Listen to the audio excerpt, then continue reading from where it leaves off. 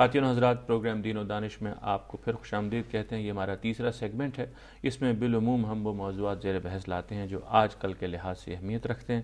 خامدی صاحب، آج کا موضوع ہے وہ کتاب جو پچھلے دنوں عرب دنیا سے آئی ہے، عربی میں لکھی گئی کتاب، اس کا ترجمہ بھی اردو میں آ گیا ہے۔ یہ اس موضوع پر ہے کہ خودکش حملے کیوں جائز نہیں ہیں، یعنی ان کے جواز کے لیے یہ کتاب لکھی گئی ہے۔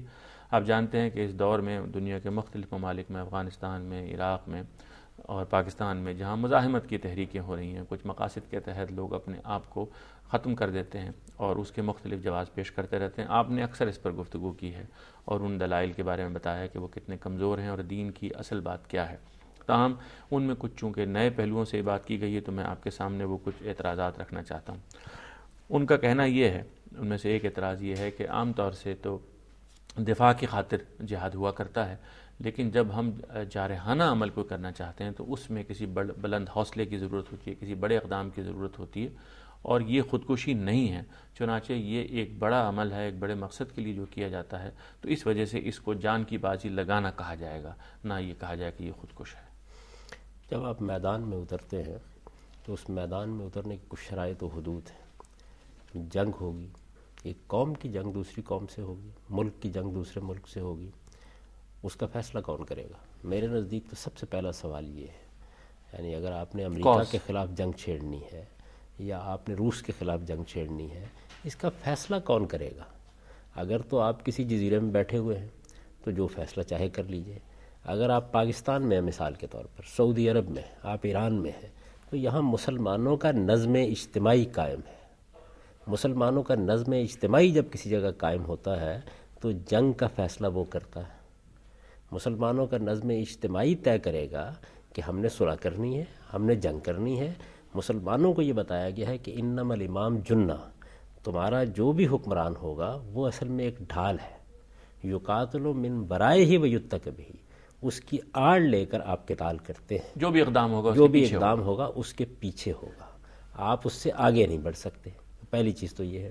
دوسری چیز یہ ہے کہ آپ جب جنگ کرتے ہیں تو اعلان کرتے ہیں جنگ کا، یعنی آپ کہتے ہیں کہ اب ہم برسر جنگ ہو رہے ہیں۔ برسر جنگ ہوتے وقت اگر اقدام آپ نے کرنا ہے تو وجہ اقدام ہونی چاہیے، یعنی آپ کو یہ بتانا چاہیے کہ آپ کس بنیاد پر یہ اقدام کر رہے ہیں۔ جب آپ نے وہ اقدام کر ڈالا، دوسرے کو آپ نے الٹیمیٹم دے دیا، اب آپ آمنے سامنے آ گئے، دو گروہ اب ہوں گے، کچھ لوگ کمبیٹنٹس ہوں گے، کچھ نان کمبیٹنٹس ہوں گے، یعنی کچھ لڑنے کے لیے نکلیں گے جن کو مقاتلین کہا جاتا ہے، کچھ لڑنے کے لیے نہیں نکلیں گے۔ ہمیں جو جنگ کی اخلاقیات قرآن مجید نے بتائی وہ یہ ہے کہ آپ کو ہر حال میں مقاتلین سے لڑنا ہے۔ غیر مقاتلین جو لڑنے کے لیے نہیں نکلے ان کے خلاف آپ کوئی اقدام نہیں کر سکتے۔ یہ تو وہ بنیادی چیزیں ہیں کہ جن بنیادی چیزوں کی خلاف ورزی خدا کے خلاف سرکشی کا جرم ہے، تو پہلے تو اس پر متنبہ ہونا چاہیے۔ فدائی حملہ تو بات کی چیز ہے۔ اب دیکھیے جنگ ہو رہی ہے، عین میدان میں آپ کھڑے ہوئے ہیں، آپ کے سامنے محاربین ہیں، لڑنے والے لوگ ہیں، فوجیں سفارہ ہوئی ہوئی، وہ بھی مرنے کے لیے آئے ہیں، آپ بھی مارنے کے لیے آئے ہیں۔ جس کو قرآن مجید نے بیان کیا نا کہ یقتلون و یقتلون، وہ صورتحال سامنے موجود ہے۔ کسی کو آپ دھوکہ نہیں دے رہے، کسی کو فریب نہیں دے رہے، کسی پر شبخون نہیں مار رہے، آپ کے سامنے جو گروہ موجود ہے اس کو بھی معلوم ہے کہ آپ لڑنے کے لیے کھڑے ہوئے ہیں۔ اس موقع کے اوپر ایک شخص یہ محسوس کر کے کہ مجھے مدافعت کرنی ہے، دشمن کو روکنا ہے، وہ اگر آگے بڑھ رہا ہے، روکنے کی کوئی صورت نہیں، اپنی جان کو خطرے میں ڈال دیتا ہے، یہاں تک کہ یقینی طور پر یہ جاننے کے بعد بھی کہ میری موت واقع ہو جائے گی وہ آگے بڑھتا ہے۔ یہ اصل میں وہ چیز ہے کہ جس کے جواز پر فقہا بھی بات کرتے ہیں، جس کو آج بھی اگر کوئی آدمی کرتا ہے تو میں آپ سب کہیں گے کہ اس میں کوئی حرج کی بات نہیں ہے۔ یہ خودکشی جو اس وقت کی جا رہی ہے اس کا اس سے کیا تعلق ہے؟ آپ 14 سال، 15 سال، 18 سال، 19 سال کے ایک نوجوان کو یہ کہتے ہیں کہ تم ایک خودکش بمبار بن جاؤ اور یہ مقاصد ہیں، ان کے لیے تم نے یہ کام کرنا ہے۔ نہ آپ الٹیمیٹم دیتے ہیں مقابل میں آنے والے کو، نہ وہ آپ کا کمبیٹنٹ ہے، نہ وہ لڑنے کے لیے آپ کے مقابلے میں کھڑا ہے۔ آپ نے ایک اعلان جنگ کر دیا ہے اور آپ کے اہداف بالعموم نہتے لوگ ہیں، یعنی آپ نے پوری کی پوری قوم کو محارب قرار دے لیا ہے۔ یہ قرآن کی کس نص کے تحت قرار دیا گیا ہے اور یہ کس حدیث کی روح سے قرار دیا گیا ہے؟ یعنی جنگ اللہ کے پیغمبر سے پوچھ کر شروع کی گئی ہے، فدائی حملہ تو بعد کا مسئلہ اور ہوگا۔ شرطیں بھی پوری نہیں ہوئی۔ یعنی میدان جنگ کے اندر آپ کیا کرتے ہیں جہاں پر کمبیٹنٹس آپ کے مقابلے میں ہیں، آپ بھی لڑ رہے ہیں، دوسرا بھی لڑ رہا ہے، آپ بھی محارب ہیں، وہ بھی محارب ہے، کوئی دھوکہ نہیں دے رہے، کوئی فریب نہیں دے رہے۔ یہ جو سڑک کے اوپر لوگ موجود ہوتے ہیں، پریس کلب میں لوگ بیٹھے ہوئے ہوتے ہیں، ایک سفارت خانے میں لوگ بیٹھے ہوئے ہوتے ہیں، جہاں پہ کچھ لوگ اپنی روزی کے لیے حفاظت کی وردی پہن کر کھڑے ہوتے ہیں. یہ جو پاکستان کی پولیس ہے، یہ پاکستان کی فوج ہے، اس کی تنصیبات ہیں، یہ جو آپ کے نظریاتی مخالفین ہیں جن کو آپ مار رہے ہیں، ان کے لیے اس جواز کی کیا ضرورت ہے؟ یعنی یہ کیا چیز ہے؟ میں تو یہ محسوس کرتا ہوں کہ جب اس نوعیت کا استدلال کیا جاتا ہے تو صاف نظر آتا ہے کہ آپ اپنے مقاصد کے لیے اندھے ہو گئے ہیں اور آپ سرکشی کے آخری مقام پر کھڑے ہو گئے ہیں. آپ کو نہ خدا نظر آ رہا ہے، نہ خدا کا پیغمبر نظر آ رہا ہے. خدا اور خدا کے پیغمبر نے جب اس زمین کے اوپر کفر کو سزا دینے کا فیصلہ کیا جن کا انہی کو حق تھا، اس موقع پر بھی اس کی ایک اخلاقیات ہے جس کو روا رکھا. مجھے یہ بتائیے کہ اگر یہ جائز ہے سب کچھ تو قیدی پکڑنے کی کیا ضرورت ہے؟ آخر یہ فرمایا نا قرآن مجید نے کہ جس وقت کوئی آدمی ہتھیار ڈال دیتا ہے تو پھر اس کے بعد آپ اقدام نہیں کر سکتے اس کے خلاف. دنیا بھر کی مسلمہ اخلاقیات یہ ہے. آپ نے اسلام کے اخلاقیات کو برباد کیا ہے، آپ نے دنیا کے مسلمہ اخلاقی اصولوں کو پامال کیا ہے، اسلام کا چہرہ مسخ کیا ہے، اسے بدنام کیا ہے اس کے نتیجے میں. اس لیے کہ جب آپ اخلاقی اصولوں پر کھڑے ہوتے ہیں اور لڑتے ہیں تو دنیا کے دل آپ کے لیے کھلتے ہیں، دنیا کی ہمدردیاں آپ کے ساتھ ہوتی ہیں. لڑائی محض جنگ میں کوئی اقدام کرنے کا نام نہیں ہے، لڑائی کے پیچھے ایک اخلاقی قوت ہوتی ہے، اور اگر کسی لڑائی کے پیچھے اخلاقی قوت نہ ہو تو وہ چنگیزی ہوا کرتی ہے، وہ پھر جنگ اور جہاد نہیں ہوا کرتا. تو جنگ اور جہاد کی اخلاقیات ہے جو اللہ نے ہمیں سکھائی، اللہ کے پیغمبر نے سکھائی. ہم تو دنیا بھر کو توجہ دلاتے تھے کہ تم جنیوا کنونشن منعقد کر رہے ہو اور تم یہ حدود قائم کر رہے ہو، تمہیں تو آج سوجا ہے. ہماری کتاب میں اور ہمارے پیغمبر کی تعلیمات میں تو یہ ہدایات ازل سے موجود ہیں. اللہ تعالیٰ نے ہم کو اس کا پابند کیا ہے کہ ہم کسی نہتے آدمی کے خلاف کوئی اقدام نہیں کریں گے. یہ جو استدلال کیا جاتا ہے عام طور پر کہ جی اس میں تو اصل میں ڈھال بنا لیا ہے اہل کفر نے.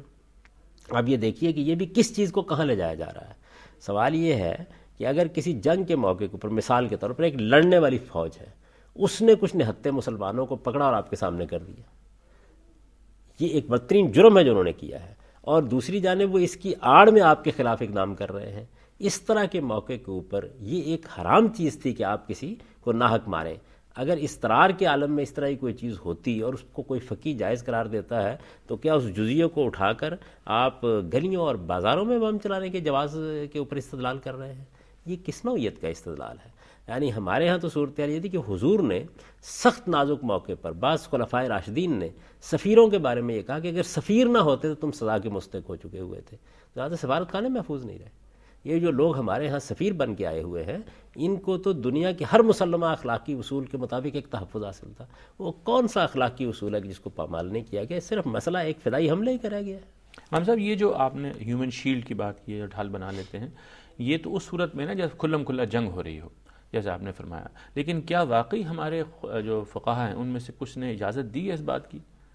دیکھیے بات یہ کہ جس وقت مثال کے طور پر قلعہ فتح کرنا چاہتے ہیں، جنگ ہو رہی ہے، یعنی میدان جنگ میں ہے، تو کچھ لوگوں کو یعنی جب کفر کے خلاف جنگ ہوتی جیسے یرغمال سے بنا لیتے ہیں، تو یرغمال سا بنا لیا ہے، اس موقع پر کیا کیا جائے؟